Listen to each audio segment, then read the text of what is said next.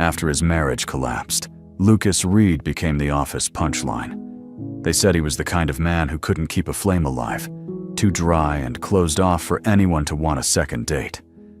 One Friday night, his co-workers invited him to dinner and secretly arranged a blind date for fun. They whispered that the woman was so ugly no one could stand to look at her, then hid in the restaurant waiting for the moment Lucas would be humiliated. But when the door opened and she walked in, the entire restaurant went silent.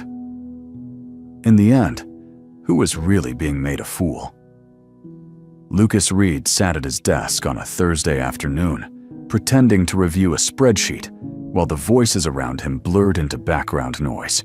He had worked at the same marketing firm for nearly 12 years, long enough to recognize the rhythm of the office gossip without listening to the words.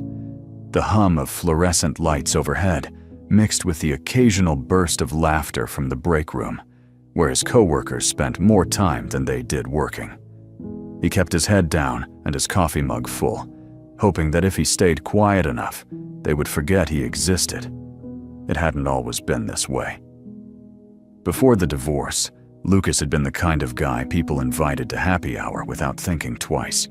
He told decent jokes, showed up to birthday parties, remembered people's kids' names. But after his wife left 3 years ago, something shifted. The invitations stopped feeling genuine. The jokes turned sharp. He became the guy they talked about instead of the guy they talked to. They called him a failure in love, a man who let his marriage fall apart because he was too boring, too emotionally unavailable, too something. He stopped trying to correct them. It was easier to let them believe whatever version of him made them feel better about their own lives. By Friday morning, Lucas had almost forgotten about the invitation. His co-worker Derek had mentioned it in passing the day before, something about dinner at a new Italian place downtown. Lucas assumed it was one of those polite gestures people made when they didn't actually want you to say yes. But when Derek stopped by his desk again just before lunch, he was insistent. "You're coming tonight, right?" Derek asked, leaning against the cubicle wall with a grin that didn't quite reach his eyes. He was the kind of guy who wore expensive watches and talked too loud. The kind who thrived on being the center of attention. Lucas had never trusted him, but he had never been able to pinpoint why. Lucas glanced up from his computer screen and shrugged. "I don't know. I've got my daughter this weekend. I should probably get home." Derek waved a hand dismissively. "Come on, man. One dinner. We never see you anymore. It'll be good for you to get out." He lowered his voice, leaning in slightly. "Besides, we might have a little surprise for you." Lucas felt a knot tighten in his stomach. Surprises from Derek were never good. But before he could come up with an excuse, 2 more co-workers appeared behind Derek. Jessica from accounting and Ryan, who worked in sales. They both wore the same forced smiles, the kind people use when they're trying too hard to seem casual. "We already made a reservation," Jessica said, her voice bright and overly cheerful. 7 o'clock. You have to come." Lucas looked at the 3 of them standing there, blocking his exit, and realized he didn't have the energy to argue. He had spent the last 3 years saying no to everything, retreating further into himself with every rejection. Maybe they were right. Maybe it would be good for him to get out, even if it meant enduring a few hours of awkward small talk and thinly veiled pity. "Fine," he said quietly. "I'll be there." Derek clapped him on the shoulder, a little too hard. "That's the spirit. Trust me, tonight's going to be unforgettable." Lucas watched them walk away, already regretting his decision. He could hear them whispering as they turned the corner, their laughter echoing down the hallway. Something about the way they looked at each other made his skin crawl, but he pushed the feeling aside. He was being paranoid. They were just trying to be nice. The rest of the day dragged. Lucas tried to focus on work, but his mind kept drifting to the dinner. He imagined sitting at a table surrounded by people who barely knew him, forcing himself to laugh at their jokes and pretend he was having a good time. It sounded exhausting. By the time 5 o'clock rolled around, he considered calling Derek and canceling, but his phone buzzed with a text before he could make up his mind. It was from Jessica. "Don't forget, 7 sharp and dress nice. You never know who you might meet." Lucas stared at the message for a long moment, trying to decode the meaning behind it. The last sentence felt deliberate, like she was hinting at something. He typed out a response asking what she meant, then deleted it. Whatever they had planned, he would find out soon enough. He went home and changed into a clean button-down shirt and dark jeans, the kind of outfit that felt acceptable without trying too hard. His daughter was with her mother this weekend, so the apartment felt emptier than usual. He stood in front of the bathroom mirror for a moment, studying his reflection. He looked tired, older than his 43 years. The lines around his eyes had deepened, and his hair had started to gray at the temples. He wondered if this was what people saw when they looked at him now, a man who had given up. The restaurant was in a part of town Lucas rarely visited, the kind of place with valet parking and soft jazz playing in the background. He arrived a few minutes early and stood outside for a moment, debating whether to turn around and go home. Through the windows, he could see Derek and the others, already seated at a large table near the back. They were laughing about something, their heads close together like they were sharing a secret. Lucas took a breath and walked inside. The hostess greeted him with a polite smile and led him toward the table. As he approached, the conversation stopped abruptly. Derek looked up and waved him over, his grin wide and predatory. "There he is," Derek said loudly, drawing the attention of nearby tables. "We were starting to think you bailed on us." Lucas slid into the empty seat across from him, feeling the weight of their stares. Jessica sat to his left, Ryan to his right. There were 2 other co-workers he barely knew at the far end of the table, both watching him with the same barely contained amusement. "So," Derek said, leaning back in his chair, "we have some news. We set you up on a little blind date tonight." Lucas felt his chest tighten. "What?" Jessica leaned in, her voice dripping with false sympathy. "We know it's been hard for you since the divorce. We just thought it might be nice for you to meet someone new." Lucas looked around the table, searching for any sign that this was a joke. But their expressions were serious, almost eager. He opened his mouth to protest, but Derek cut him off. "She's on her way now. Should be here any minute." He exchanged a glance with Ryan, and something unspoken passed between them. "Don't worry. We made sure she's your type." The way he said it made Lucas's stomach turn. He didn't know what they meant, but he knew it wasn't good. He could feel the trap closing around him, but he didn't know how to escape without making a scene. So he sat there, staring down at the menu in front of him, and waited for whatever humiliation they had planned to unfold. The minutes crawled by like hours. Lucas sat rigid in his chair, hands folded on the table in front of him, trying to ignore the way Derek kept checking his phone and smirking. The others had ordered drinks, their voices growing louder with each passing minute. But Lucas couldn't bring himself to touch the water glass in front of him. His throat felt dry, his pulse hammering in his ears. He wanted to leave. He should leave. But something kept him pinned to his seat. Some stubborn refusal to give them the satisfaction of watching him run. Jessica leaned closer, her perfume sharp and cloying. "You're not nervous, are you?" she asked, her tone mockingly sweet. "She's really nice. We wouldn't set you up with just anyone." Lucas didn't answer. He could hear the lie in her voice, see it in the way her eyes flickered toward Derek for approval. This wasn't about being nice. This was about entertainment. He was the punchline to a joke he hadn't been told yet, and everyone at the table was in on it, except him. Ryan nudged him from the other side, grinning. "Come on, man. Loosen up. When's the last time you even went on a date?" Lucas turned to look at him, his expression flat. "I don't see how that's any of your business." The smile on Ryan's face faltered for just a second before he recovered. Raising his hands in mock surrender. "Hey, I'm just saying. It's been a while, right? You're probably out of practice." He glanced at Derek, who was barely containing his laughter. Don't worry. We made sure she's easy to talk to." The words landed like a punch to the gut. Lucas understood now. They hadn't set him up with someone nice. They had set him up with someone they thought was beneath him, someone they could mock.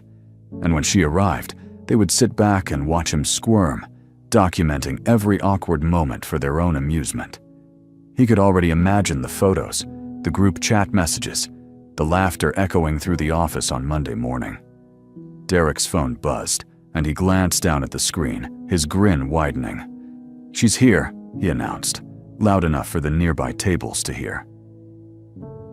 "Everyone act natural." Lucas felt his stomach drop.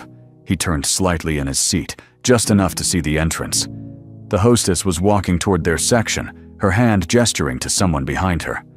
Lucas braced himself for the humiliation, his fingers gripping the edge of the table so hard his knuckles turned white. He told himself he would stay calm. He wouldn't let them see how much this hurt. He would sit through the dinner, smile politely, and never speak to any of them again. But when the woman stepped into view, everything stopped. She wasn't what they had promised. She wasn't what anyone had expected. She was tall, with dark hair that fell in soft waves past her shoulders, and she moved with the kind of quiet confidence that made people turn their heads without realizing why. Her dress was simple, elegant. The kind of thing that didn't try too hard but still looked effortless. She scanned the room until her eyes landed on their table, and then she started walking toward them. Lucas heard someone at the table suck in a sharp breath. He didn't know who. He couldn't take his eyes off her. She wasn't just beautiful. She was the kind of beautiful that didn't need validation, the kind that existed independent of anyone's opinion. And she was walking straight toward him. The restaurant seemed to hold its breath. Conversations at nearby tables faltered. A waiter stopped mid-step, his tray tilting slightly in his hand. Even the soft jazz playing in the background felt suddenly too loud. Lucas could feel the shift in the air, the way everyone at his table had gone completely still. Derek's smirk had frozen on his face. Jessica's mouth hung slightly open. Ryan looked like he had been slapped. The woman stopped at the edge of their table and looked directly at Lucas. Her expression was calm, unreadable. "You must be Lucas," she said, her voice low and steady. Lucas managed to nod, his throat too tight to form words. She extended her hand, and he took it without thinking, her grip firm and warm. "I'm Claire Morgan," she said. "I believe we're supposed to be having dinner." Behind her, Lucas could see Derek scrambling to recover, his face flushed. He stood up quickly, nearly knocking over his drink. "Claire, hi. We didn't expect you to be so punctual." His voice cracked slightly on the last word, and Lucas felt a grim satisfaction at the sound of it. Claire turned to look at Derek, her expression polite but distant. "I don't like being late," she said simply. Then she turned back to Lucas. "Should we sit?" Lucas realized he was still holding her hand. He let go quickly, heat rising to his face, and gestured to the empty seat beside him. Claire slid into the chair with the same effortless grace she had walked in with, and Lucas found himself hyper-aware of every movement, every breath. She smelled faintly of jasmine, and something else he couldn't name, something clean and fresh that made the air feel less suffocating. For a long moment, no one spoke. Lucas could feel the weight of every stare in the restaurant pressing down on him. He glanced around the table and saw the shock written plainly on their faces. Jessica looked like she had swallowed something bitter. Ryan was staring at Claire like he couldn't quite believe she was real. And Derek. Derek was desperately trying to regain control of the situation, his eyes darting between Claire and the rest of the group. "So," Derek said, forcing a laugh that came out too loud. "Claire, how do you two know each other again?" Claire folded her hands on the table and looked at him with an expression that gave nothing away. "We don't," she said evenly. "I was told this was a blind date, that someone wanted to meet me." Derek's smile twitched. "Right. Yeah. That's what we set up. We thought it would be fun." The word hung in the air like a threat. Claire tilted her head slightly, studying him. "Fun for who?" she asked. The question landed like a knife between the ribs. Derek opened his mouth, then closed it again, his face turning an even deeper shade of red. Jessica tried to jump in, her voice too bright, too frantic. "We just thought it would be nice for Lucas to meet someone. He's been so isolated lately. We were trying to help." Claire turned her gaze to Jessica, and Lucas saw something flicker in her eyes. Not anger, exactly. Something colder. "Help," she repeated, as if testing the word. "That's generous of you." Lucas felt the tension ratcheting tighter with every word. He didn't know what Claire was thinking, but he could see the cracks forming in the facade his co-workers had built. They had expected someone they could mock, someone who would be too intimidated or too desperate to push back. But Claire wasn't playing their game. She was dismantling it piece by piece, with nothing more than her presence and a few carefully chosen words. Ryan, who had been silent since Claire arrived, finally found his voice. "So, Claire, what do you do?" he asked, his tone trying for casual and missing by a mile. Claire glanced at him briefly. "I'm an architect," she said. "I design commercial buildings, mostly office spaces." Ryan nodded like this was fascinating information, though Lucas could see the gears turning in his head, trying to figure out how to regain the upper hand. "That's cool. Must be a tough field you must work with a lot of interesting people." Claire's expression didn't change. "I do," she said. Then she turned to Lucas, effectively cutting Ryan out of the conversation. "What about you? What do you do?" Lucas felt his throat tighten again. He wasn't used to being the center of attention, especially not like this. "I work in marketing," he said quietly. "Nothing as impressive as architecture." Claire smiled for the first time since she had arrived. And the effect was startling. It softened her entire face, made her look younger, warmer. "I doubt that," she said. "Marketing is harder than people think. You have to understand what people want before they even know they want it."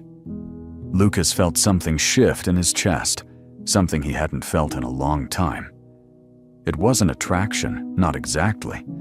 It was recognition. The way she spoke, the way she looked at him like he was a person worth listening to, not a project to be fixed or a joke to be laughed at. It disarmed him completely. Before he could respond, Derek's phone buzzed again. He glanced down at it, and Lucas saw his expression darken. He stood abruptly, motioning to Jessica and Ryan.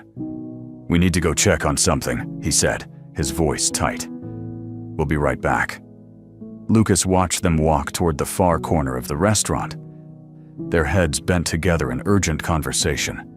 He could see them glancing back at the table, at Claire, their faces a mixture of confusion and barely concealed panic. Whatever plan they had concocted was falling apart, and they didn't know how to fix it. Claire watched them go, then turned back to Lucas. "They seem interesting," she said, her tone carefully neutral. Lucas let out a breath that was almost a laugh. "That's one word for it." She studied him for a moment, her eyes sharp and assessing. "Do you know why they really set this up?" she asked. Lucas felt his stomach twist. He had suspected, of course, but hearing her say it out loud made it real in a way he hadn't been ready for. "I have an idea," he said quietly. Claire nodded slowly. "So do I." She leaned back in her chair, her gaze drifting toward the corner where Derek and the others were still huddled together. "I got a call from a woman named Jessica 2 days ago. She said she had a friend who was recently divorced, someone who needed a confidence boost. She made it sound like a charity case." Her eyes flicked back to Lucas. "I'm guessing that's you." Lucas felt heat creeping up his neck. "Yeah," he said. "That's me." Claire's expression softened slightly. "They told me you were shy, awkward.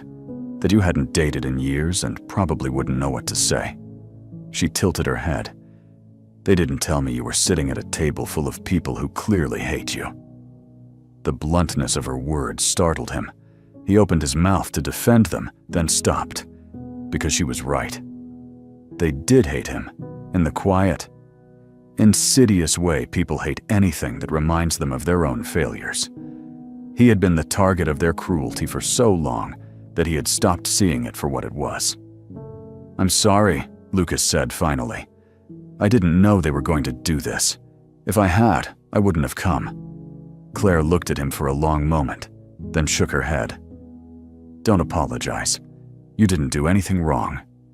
She glanced toward the corner again, where Derek was now gesturing animatedly, his voice rising just enough to be audible over the music. They did. Lucas followed her gaze and saw the moment Derek's eyes met his. There was something ugly in that look, something desperate and vindictive. And in that moment, Lucas understood. This wasn't just about humiliating him, it was about proving something to themselves. About reaffirming their place in the social hierarchy by tearing him down. And now that their plan had backfired, they didn't know what to do.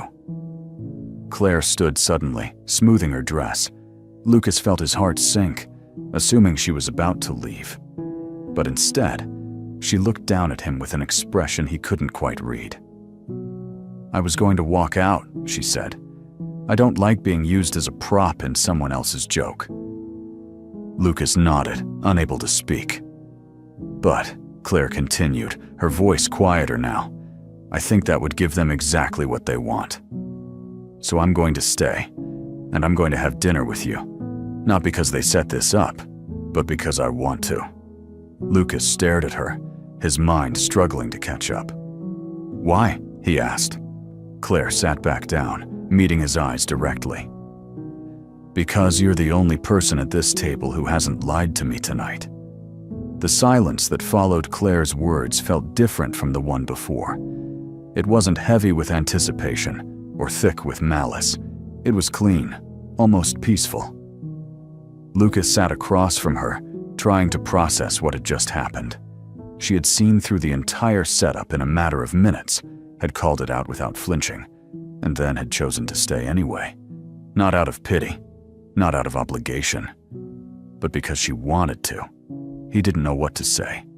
Every response that came to mind felt inadequate, too small for the moment.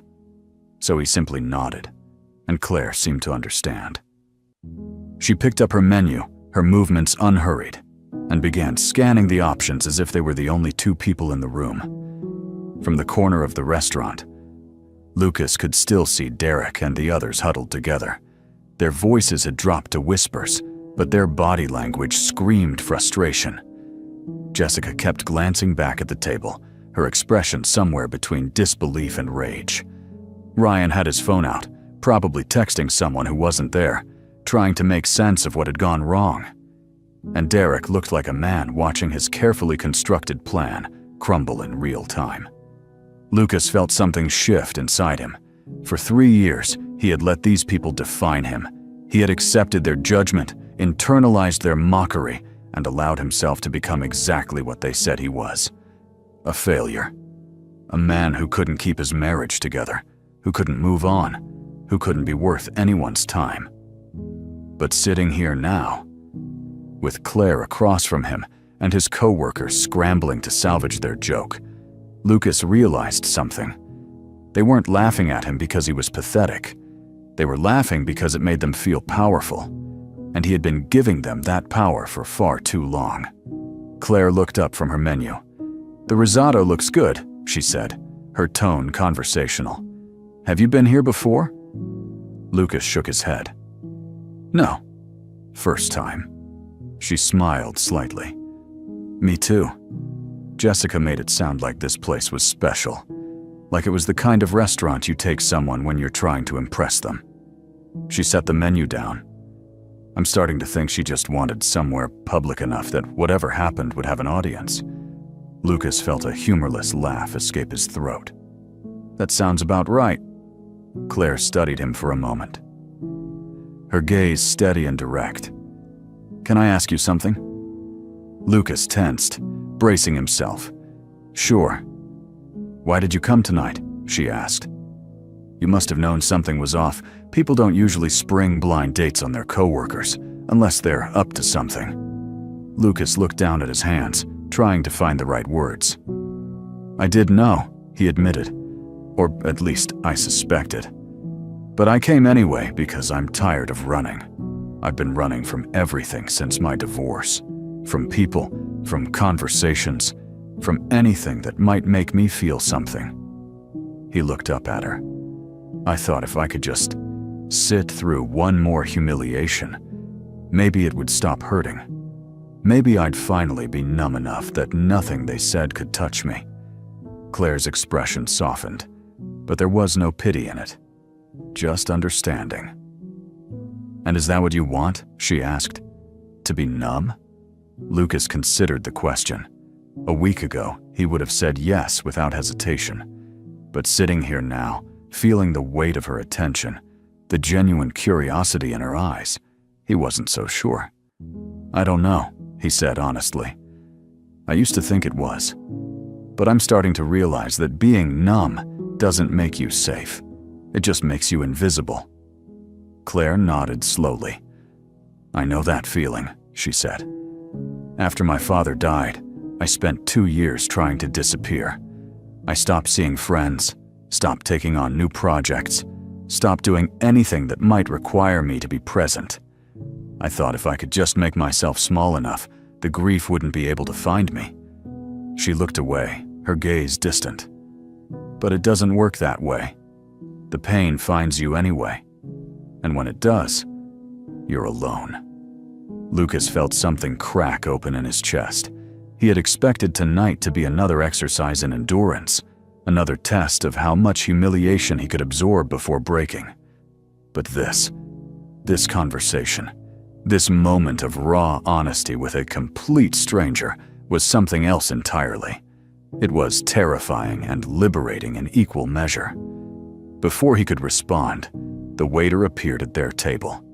He was young, probably in his early 20s, with the kind of practiced smile that service industry workers perfected over time. "Good evening," he said, his eyes flickering between Lucas and Claire. "Can I start you off with something to drink?" Claire ordered a glass of red wine. Lucas asked for water, then changed his mind and ordered a beer. Something about the night felt like it required more than water. The waiter nodded and disappeared, and Lucas realized that Derek and the others were making their way back to the table. Their expressions were carefully neutral, but Lucas could see the tension in their movements, the way they avoided looking directly at Claire. Derek sat down heavily, his forced smile back in place. "Sorry about that," he said, addressing the table at large. "Had to take care of some work stuff." No one believed him. Claire certainly didn't. She turned to him with the same polite detachment she had shown earlier. "I hope everything's all right," she said, her tone making it clear she didn't actually care. Derek's smile faltered. "Yeah, fine." He glanced at Lucas, then at Claire, clearly searching for some way to reassert control. "So, how are you two getting along?" "Finding plenty to talk about?" Lucas felt anger flare in his chest, not the hot, explosive kind, but something colder and more deliberate. He had spent 3 years swallowing his anger, letting it fester inside him until it turned into shame. But tonight, sitting across from a woman who had seen through their cruelty in minutes and chosen to stand with him anyway, Lucas didn't want to swallow it anymore.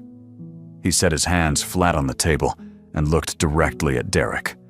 "Actually," he said, his voice steady, "we're having a great conversation.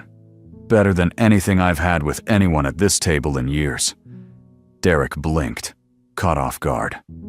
Jessica started to say something, but Lucas kept going. "I know what you did tonight," he said, his words measured and deliberate. "I know you set this up to embarrass me.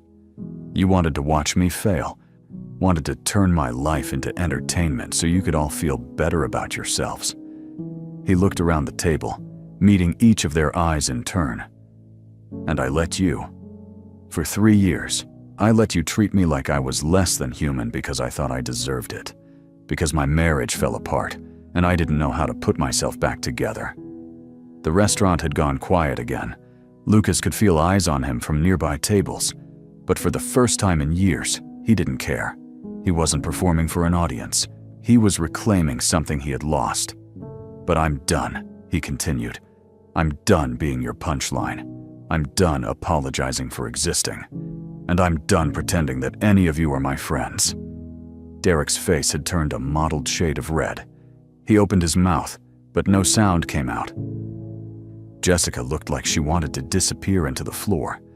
Ryan was staring at his phone, refusing to look up.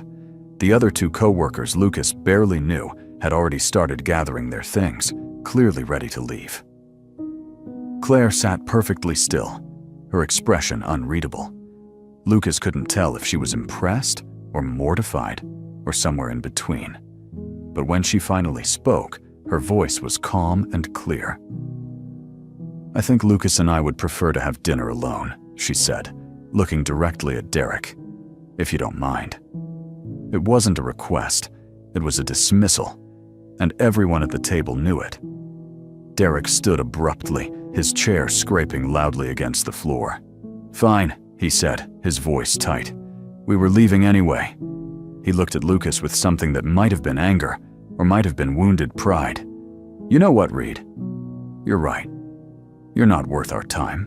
Lucas met his gaze without flinching. "I know," he said quietly. "I haven't been for a long time. But neither are you." The words hung in the air for a moment, final and irrevocable. Then Derek turned and walked toward the exit, the others trailing behind him like a retreating army. Lucas watched them go, feeling the weight that had been pressing down on him for years begin to lift. It wasn't gone entirely. That kind of damage didn't heal overnight. But for the first time in a long time, he could breathe without feeling like he was drowning. When they were gone, Claire picked up her wine glass and took a slow sip. "That was brave," she said. Lucas let out a shaky breath. "That was terrifying." She smiled, a real smile this time, warm and genuine. "Those 2 things aren't mutually exclusive." The waiter returned with their drinks, his expression carefully neutral, despite having witnessed the entire exchange. He took their orders, Claire choosing the risotto she had mentioned earlier, Lucas ordering the first thing on the menu that looked appealing. When the waiter left, Lucas realized his hands were shaking. He wrapped them around his beer glass, trying to steady himself. "Can I ask you something now?" he said. Claire nodded. "Of course." "Why did you really stay?" Lucas asked. "I mean, I appreciate it, more than you know. But you didn't owe me anything. You could have walked out the second you realized what was happening." Claire considered the question, her fingers tracing the rim of her wine glass. "I stayed because I was tired of watching people be cruel and pretending it was harmless," she said. "I stayed because you looked like someone who was drowning and needed someone to throw him a line." She met his eyes. "And I stayed because when you talked about being invisible, I recognized something in you. Something I've been trying to fight off for years." Lucas felt his throat tighten. "What's that?" "The belief that we're not worth being seen," Claire said simply. The words settled between them, heavy with shared understanding. Lucas had spent so long convincing himself that he was better off alone. The connection was just another opportunity for pain, that he had forgotten what it felt like to be truly seen by another person. Not judged, not pitied, just seen. Their food arrived, and they ate slowly. The conversation flowing more easily now. Claire told him about her work, about the challenges of designing spaces that felt human in a world that valued efficiency over beauty. Lucas talked about his daughter, about the guilt he still carried over the divorce, about how hard it was to be a good parent when you felt like a failure as a person. They talked about books and music and the small, mundane details of their lives that somehow felt significant in the telling.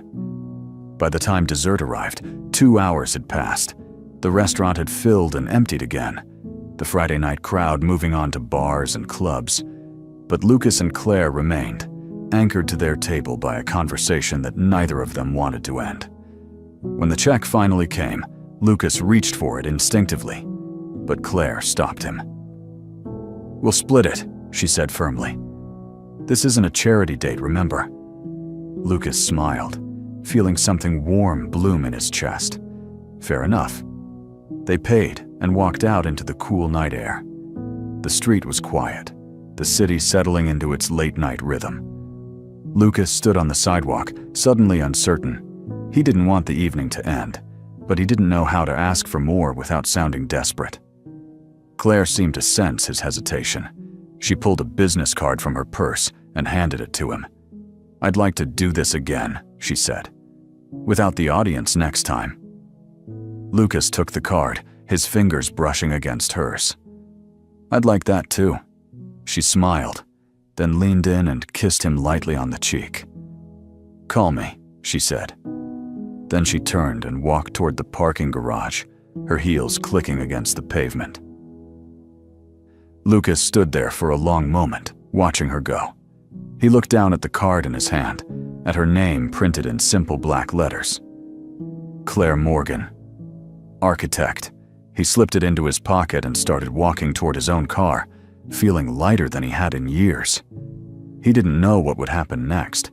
He didn't know if this was the start of something real or just a single moment of connection in an otherwise lonely life. But for the first time since his divorce, Lucas felt like he was worth knowing, worth seeing, worth the effort it took to be present in his own life. And that, he realized, was enough, at least for tonight. This story reminds us how easy it is for people to hurt others just to feel powerful. It teaches that real strength comes from standing up for yourself and accepting that you deserve respect and love. Don't forget to like, subscribe, and leave a comment to support our channel.